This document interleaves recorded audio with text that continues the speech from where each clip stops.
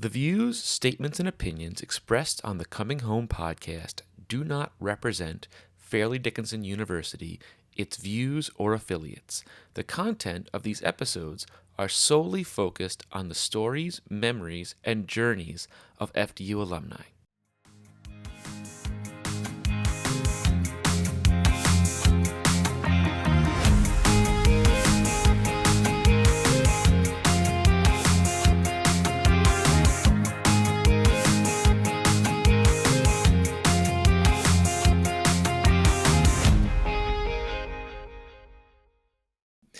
Hi, everybody, and welcome to another episode of FDU Coming Home. I'm Michael Canetti, And I'm Michael Ramos. and tonight we have with us an alumni, Dr. Sean Stein-Smith, who's an alumni of Fairleigh Dickinson. He's also on the Board of Governors, and Mike invited him to be on the podcast with us and talk to us a little bit about his journey since being at the university and beyond. So welcome, Sean. Thank you for joining us. Mike, it's an absolute pleasure to be joining you both. First, I got to ask you a question. So how do you know Mike Ramos? Sure. No, so I've actually had the great privilege of serving with Mike Ramos. I think since when did you join the board, Mike? 17. I think it's 17. I joined the board. So for quite a while now, on the Board of Governors, a group of alumni at FDU whose really whole goal is to do outreach and to try to help amplify the efforts of the employees and the higher ups at the university for outreach, engagement, and all of that good stuff. Yeah, and I think that's exactly what this podcast is intending to do. Yes. Right? Reach alumni, tell the stories of the university, see where we're going, see where we've been, find innovation. I heard the word the innovation this week at the university, and I think it's really cool, this health path forward stuff that they're going to take care of. We'll get to that in another conversation, but I think innovation is going to be a really good part of where we take people's stories going forward. First, I kind of want to ask you, so Sean, what do you do? Like, what is your career like right now? Sure. So currently, I'm on the faculty at Lehman College in the Bronx. And I work for CUNY also. I work for City Tech in Brooklyn. Nice. It's been a small world, building bridges in the first minute. And so at Lehman, I've been sort of spearheading our innovation efforts, Ramos, on blockchain, crypto assets, AI, going back to 2017, 2018. And look, prior to that, I actually taught down at Rutgers Camden. And then actually prior to that, I was in industry working as a CPA, both at Suez Environment, now Veolia, and at Hackensack University Medical Center prior to its merger with Meridian Health. So Nice. Yeah.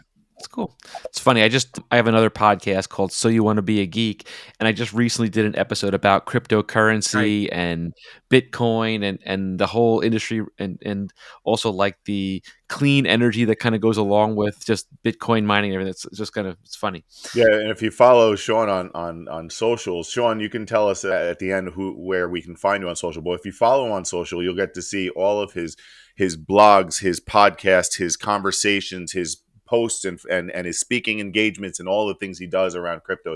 It's really, really impressive.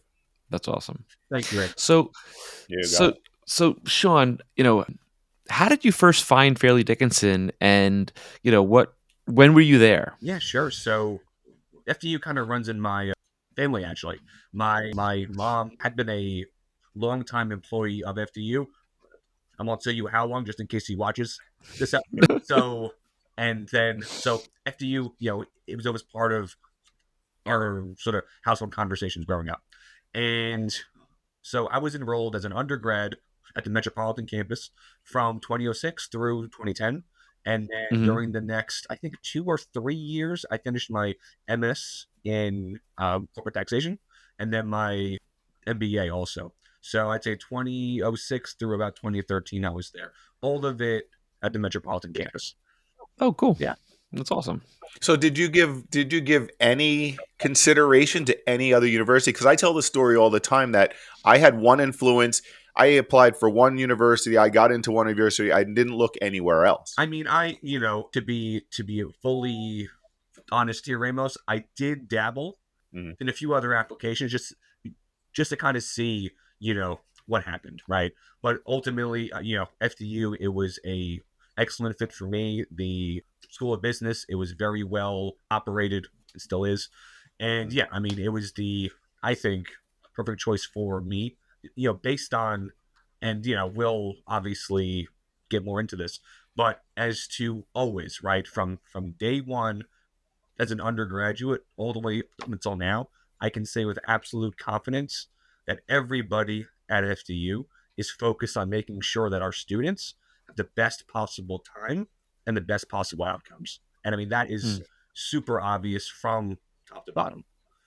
Michael and I agree with you. 100% from jump, Yeah. like right out the gate. And one of the reasons why I teach there now is because my professors stayed in contact with me for 20 years after I graduated, and we had a conversation to tell you want to come teach. I said, yeah, let's do it. I would love to. Speaking of that, though, so you have any like fond memories or stories from your time, either from grad or undergrad, that you hold dear and you cherish? Yeah, I mean, it's legal stuff, I was gonna say, are we doing this off the record or on the record? That's right. This is on I the can always edit it out Okay, if we need that's to. right. So on the record memories, right?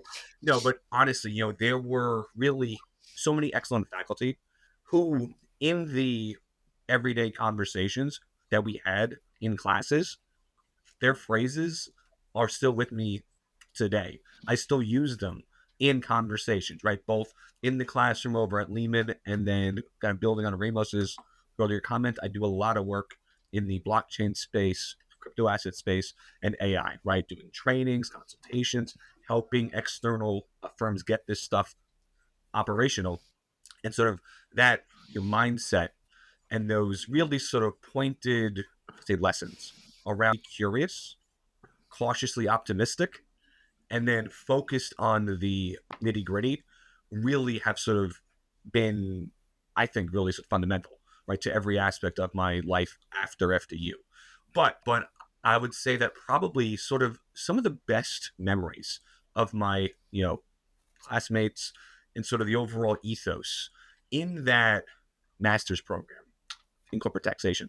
The last 3 courses were all on Saturdays. They were full day, 8-hour classes. And It was like a cohort. yes, yep, absolutely. And so the last class of that program, it was on site at Sachs and Co. Oh, accounting cool. firm. An accounting firm that was headquartered at the time. I think it was in Clifton. It was right off Route 46. And so all of us, each week during that course would actually show up there on Saturday morning at 8 a.m. and be in the offices working on sort of not real, but odd cases, and really having to work through all of the nuances that do pop up, right? And so that cohort-based approach is great, I think, personally. And honestly, in every course at FDU, the best memories I have are based around the opportunities I had to meet and to work with brilliant people at FDU, right? I mean, I'm still in contact with my former classmates up until now, even though, all of us are in very different industries right now. So it was really the people and sort of the, cohort formalized at the end, but really that whole idea that the whole time that I always felt that I had like a team with me to help me sort of get through these things. Yeah. I want to ride off of that for a second, because that network of people, of my classmates and my cohorts. All right. And this weekend I went to dinner and a show. Come to dinner, you have really great catering. And I had 3 handshakes. They're like, Ramos, do you remember? I'm like, of course I remember you. It was important to my life to have you in my life back then. And why we may not get connected right now all the time, I know exactly who you are. Where have you been? Tell me more. I want to get you on the podcast. So it was awesome to see people that like I hadn't seen in so long. And these are the kind of events that I go to all the time. And you just never know who you're going to see until you get to say, get a really good handshake and say, great to see you. He's always networking, this guy. No, He's I love always it. networking. Super important. Absolutely. It's super important. That's 100% true.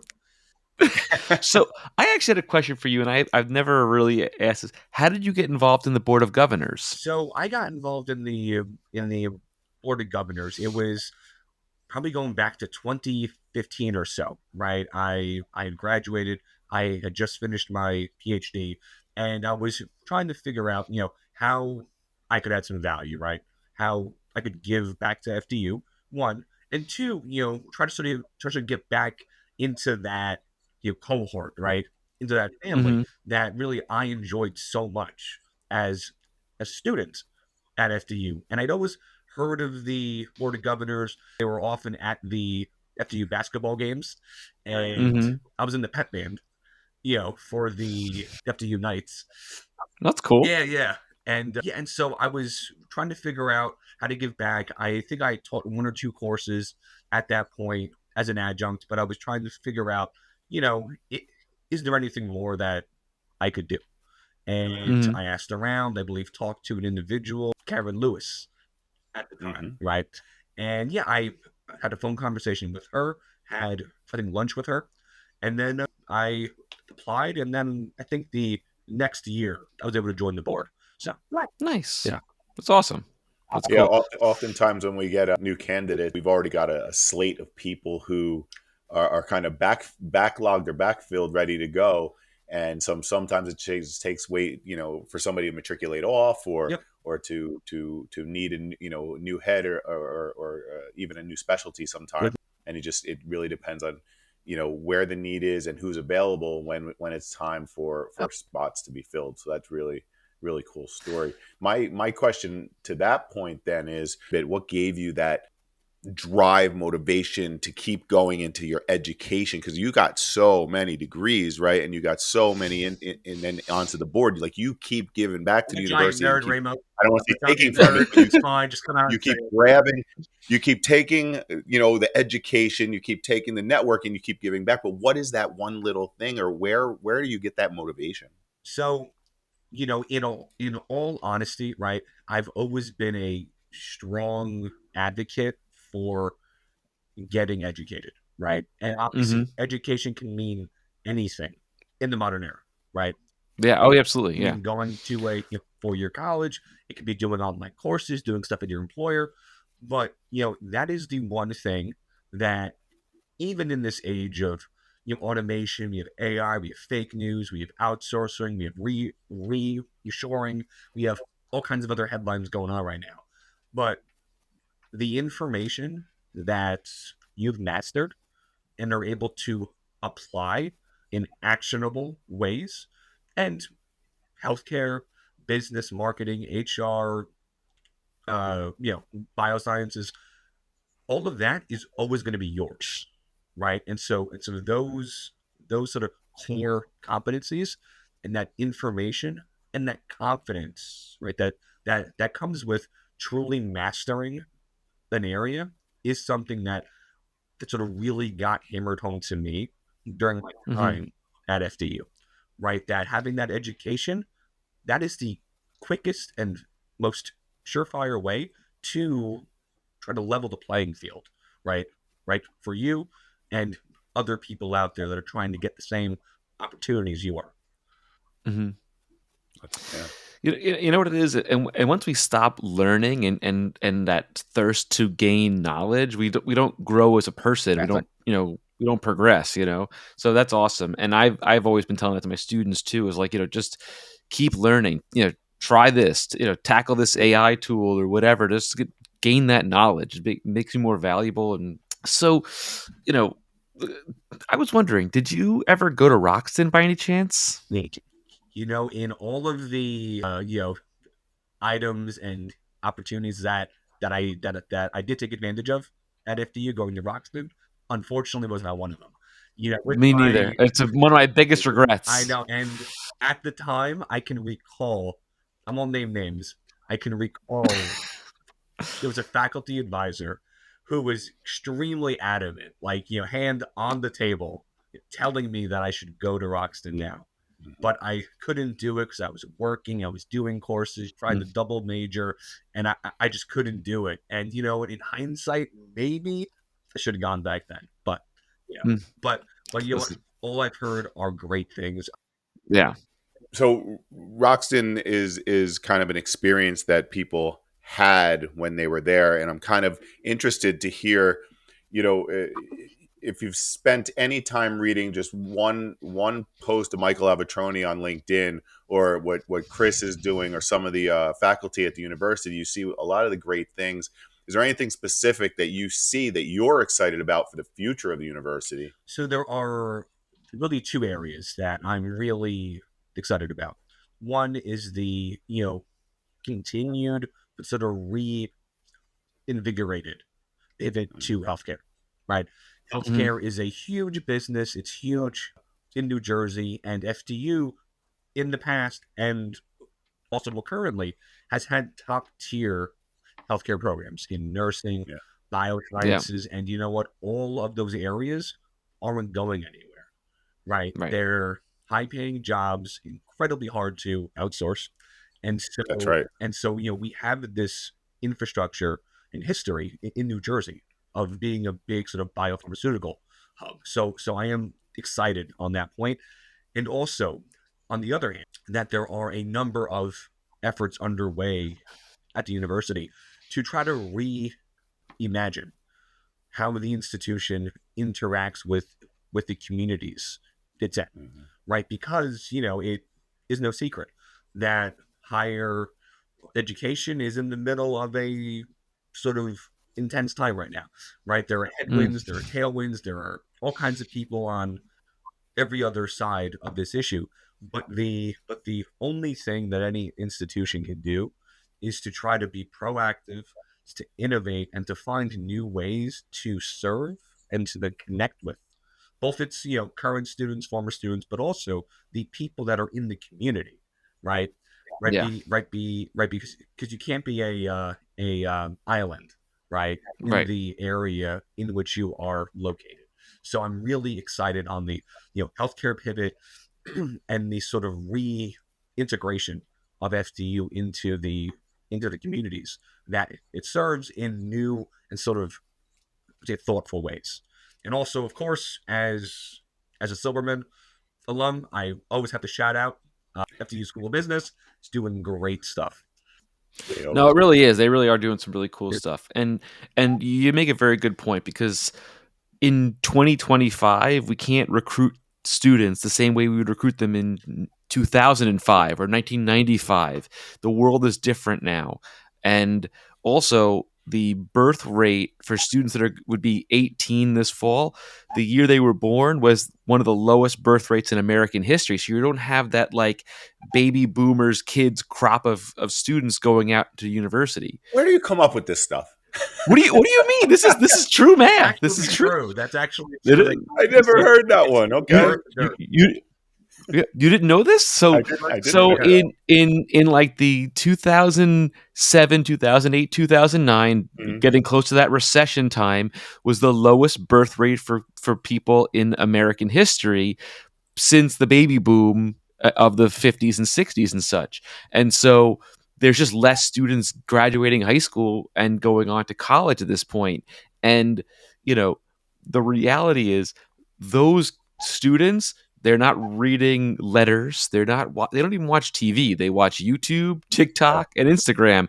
And that's how you have to target market them to drive them to come to learn about the school. I think it's also, this idea that they all can be social media influencers and make Yeah. money without an education. It's such Yeah. a pipe dream. It's almost like saying they're all going to the NBA, they're Yeah. all going to Major League Baseball, right? They're not, and they need to understand that. And I think the other point I lost, forget it. I had a point and I lost it, so it doesn't matter. But you kind of said it with how getting an education, having that degree is still going to make a difference. And I Yeah, think that's a point that needs to be yeah. reiterated. No, and to just add on to that, Ramos, is that I enjoy social media. I'm active on social media on X.com, Instagram, uh, YouTube, LinkedIn. I'm active on all of that, but all of those are really complements to amplify your sort of real work out there. Yeah. And I do think there is a, sort of temptation to try to sort of substitute the harder work, the more traditional work for the online influencer verse. Right. But even with that, so I teach a course in content Oh, okay. creation So, at right, Madison. right. And one of the things that I try to teach my students is understanding how to dissect the algorithm for YouTube, for TikTok, for Instagram, to understand how to target market, how to, drive traffic. And they just assume, oh, I'm going to make funny videos of me, skateboarding and I'm going to be a millionaire. And I'm like, it's not, there's so much more science to it. There's so much like math and technology that goes along with understanding how to weave that narrative to grow traffic, to get, you know, 10,000 subscribers, 50,000 subscribers, and so on and so forth. And there's stuff to that, and also just the business side of it as well. Yeah, no, and I forget who I heard this from, but the whole marketing and influencer, economy has pivoted really, really quickly from being like the show Mad Men to being like a high-tech startup. Yeah. It's all data, it's all numbers, it's all math. And obviously, you have to have good engaging content, but to drive traffic to make money on it, it's really more of a sort of hard sciences thing now. Yeah. No, it really is. And, there was a boom, especially like I say during COVID, when people were just like pumping it because they had nothing better to do. But the market is flooded that you're not going to get as many right out of the gate millionaires right now. It's they have to figure out what they're going to do. And also, like anything, like you said about an athlete, most athletes don't last in a major league sport for more than 6 or 7 years. What do they do after that? What happens when you're 35 and you have kids and you can't be making goofy videos of yourself anymore? How do you pivot from that? So what are you excited about for the future? I know you're on all these cool new tech and AIs and blockchains, but really, what are you excited about? And let's keep this in the context of, let's say, talking to, and I hate calling them the kids, but let's talk to the kids for a minute. What should they be looking at if they weren't going to do health path first at FDU? Yep. What other things could FDU be offering in a future for our Sure. students? So honestly, I would say that AI is already going to impact every aspect, right, of every job, right? So for our audience out here, all of this could be AI generated at this point, Mm. right? Mm-hmm. Right? It would probably Unreal. be Unreal. a little complicated, but there are tools out there where all three of us could make AI avatars based Oh on yeah. our headshots and audio samples, and this whole podcast could be AIs just going back and forth, right? Yep. Knock on wood. Hopefully soon, right? No, but honestly, right there, sort of the key thing that I would hope to see at FDU, right? Because you have blockchain and you have crypto, which I think are very exciting and very powerful tools. But in terms of the everyday work, AI is going to be way, way more, I think, impactful in a much more compressed time. So Yeah. I would say that trying to just integrate AI, right? You dive in, bite the bullet, take the leap, any analogy, out there, and integrate AI into the courses, right? Be it ChatGPT doing healthcare analytics, analyzing MRIs, analyzing audit data, analyzing marketing data, helping you write essays for your uh, editorial paper, right? But then after that, what FDU and what every institution has to do, and I really try to hammer this home, both in the higher ed side and in the private sector work I do, is that okay, that's only part one, right? Because at the same time that all of us are like, oh wow, we have all these cool applications with AI, right? I can make a podcast, I can talk to myself on the podcast. Great. Everybody else can too. Yeah. Right. So all of these, skills and information and dashboards, KPIs, analytics, all of those are just going to be table stakes. And all of that is going to be a commodity that is cheaper and faster every single day. So again, right, going back to that point earlier, what I have seen most effectively is introducing those tools, but also making students, making interns, first year hires, people who grew up during COVID and post COVID, and who might not be as comfortable, right? Being in the same room, doing these Mm. live, face to face interviews, making them do it, right? Because a comment that I always try to make is that if you're in a meeting, right, and your partner asks you something, or your manager or your client asks you a question on the spot, you had better be able to articulate something, Yeah. Yeah. right? I actually parent that way. When my kids were growing up, I used to make sure they didn't answer with yes or fine or Yeah. okay or Mm. no. Yes, I had a very nice day. In fact, today I went and did a thing. Yep. And they'll always answer a yes or no question with an open ended answer, and I Yeah. love Yeah. that. And I want to just add to that really quick because I was on Instagram the other day, and I don't know how true this is, but some guy was saying that the kids are now taking how to make phone call classes because they don't know how to use the phone, and they're petrified to take phone calls. They're not taking interviews over the telephone. They're petrified to talk to people. So they have to take classes to be trained on how to do this, which good. At least they're getting the skills, but somehow. Yeah. Well, But that a student of mine told me in the fall semester that now people are or businesses are seeing young people bring their mother and father with I them saw this. on job interviews. And I'm like, wait, what? I was like, but it's a thing that like because they things evolve over time, but I mean that seems a little bit out there to me. yeah, it's real. It's for real. I was like, and I teach a couple of like professional development classes, and I force my students to do like mock interviews in front of their peers and get immediate feedback. And I also do the same thing that Ramos says is like you can't answer a question with a yes or a no. It has to be some sort of detailed answer that we can articulate That's and right. pivot off of. Yep. And otherwise, I get like points taken off, and Yep. it's a thing because they've forgotten how to talk because maybe COVID, maybe Minecraft, who knows, but it's a thing.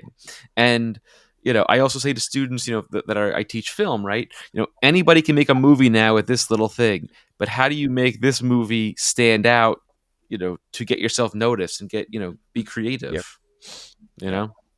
This is good. This is really good stuff, Sean. For me, I think I just want to bring it back to the university, Sure. just kind of one more time, and say, is there anything, any events that you enjoy going to, being a part of? I know coming up in very future, we've got open house. Is there anything that you go to on the regular that you enjoy going to, that you find value in, whether it's networking, whether it's the opportunity to give back, or just enjoying some time with people? I think Charter Day is always fun. Yeah. They can't always make It is always fun. it's always fun. They can't always make it because I'm usually at some other conferences at that point, but it's always a blast, and it really is just a celebration of Mhm. everything that FDU has meant and trying to mean going forward. It really, And I think that, yeah, I think that's exactly what FDU Forward really has become, this this looking forward to what's going to be next, and bringing the alumni back to Yep. it, but also making sure we're also thinking forward for the university. absolutely. And then obviously any of the open houses, any of the late night breakfasts, it's always good to be sort of boots on the ground and Mhm. to meet possible students, and to then talk to real students who are having their own problems, having their own crises, and being able to offer hopefully some insights or some jokes and some food. Yeah. So Yeah. You spent your time, at TNEC. When you go and visit the campus now, years later, what kind of thoughts or feelings or things that you've noticed, and what sort of this idea of coming home and coming like bring that memories back? Do you get any of those kind of vibes or feels when you do that? yeah, and so actually I actually live in Hackensack right now. Okay. So I'm driving past the campus pretty often, and I was just on campus within the last couple of weeks. I was there for a meeting on campus, and it's always, I think, kind of it's a bittersweet, right? Be because you're on campus, you're in those same hallways, right? You're on the footbridge that obviously have all been updated, but the memories and the feel of it are still there, right? And Yeah. you always wonder, like, how could I go back to that time? But Mm-hmm. at the same time, right, then I want to make sure that every student now and going forward at FDU has that opportunity, right, to make those memories, make those friends, and you build those connections in those same hallways and buildings and conference rooms and footbridges that I did. And so, anytime I'm on campus and I actually have the opportunity to exhale for a minute, it's always sort of reinvigorating, right? That, Yeah. hey, listen, I only had the opportunity to, make the memories, meet the people, all the rest, because of people who were here prior to me. And so then Mm-hmm. it's on us, right, former graduates, to help make sure that people in the future have those same opportunities. That was a great way to, I think, end this podcast. I think I couldn't think of a better way to wrap that up. That That was was awesome. fantastic. That That was really awesome. that was a nice little bow on the end. I thought it was fantastic. I'll throw. I was on campus just yesterday and took my daughter and my wife to Brooklyn Brook Oven Pizza there in Hackensack, across the street from campus. And I let my daughter know that I've been going there since 1995. 30 years I've been going to Brooklyn Brick Oven. They're still cash only. Yep. It's one of my favorite restaurants in the world. And then I have no choice but to drive on campus. And Mm. I drive to campus. Sometimes I go in a building, go to the footbridge, and I just, so while we're wrapping up, I also get, just yesterday, had that nostalgia. And anybody who steps foot, builds business, builds brands, builds friendships, builds networks, builds a life with FDU, they fall in love with it and they stay with it. Yeah. Yeah. That's great. Well, Sean, this was fantastic. I'm so glad we got to, meet virtually and have this conversation. I look forward to, seeing you at other events in the future and chatting more. But again, thank you so much for joining Yep. the two of us. For all of you listening, if you want to be on the podcast, you can check us out. We're on YouTube. I'm going to be getting us on a couple of different podcasting platforms as well. Where can people find you where they want to check out what you're working on? Sure. So I'm incredibly easy to find online. I'm on all major social media platforms, and I'm the only Sean Stein-Smith out there. So very easy to track down. That's good. Awesome. Well, again, thanks so much for everybody for tuning in, and we will see you all next time. Bye for now. Thanks.